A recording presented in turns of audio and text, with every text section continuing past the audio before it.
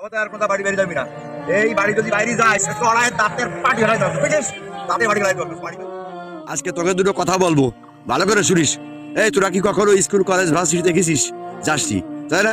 তারপরে তোরা সৃষ্টিগতভাবে প্রকৃতির থেকে যে শিক্ষা পেয়েছিস সেই শিক্ষাতেই তোরা বড় শিক্ষিত, তাই না?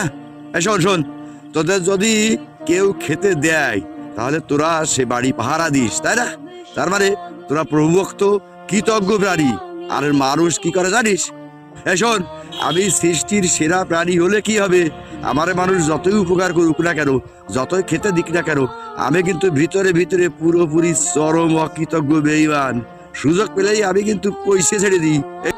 আর একটা কথা শোন, তোরা কিন্তু বছরে একবার ওই আশ্বিন কার্তিক মাস হলে তোদের বংশ বিস্তারের লক্ষ্যে, প্রজন্ম বৃদ্ধির লক্ষ্যে প্রকৃতির ডাকে একটা মেয়ে কুকুরের সম্পূর্ণ সম্মতিতে একটু ইয়ার্কি ফাজলামি করিস। এ বাদে সারা বছর ভরে হাজারো সুন্দরী কুকুর যদি তোদের সামনে দিয়ে হাজারবার ঘোরাফেরা করে, তবুও তোরা একবার তাদের দিকে কুদৃষ্টিতে তাকাস না। আর আমরা কি করি জানিস? তারপরও তোদের নাম ধরে একজন আরেকজনকে গালি দেয়। এই বাড়ি যদি বাইরে যায় সে চড়ায় দাঁতের পাটি হয়ে যাবে, বুঝিস?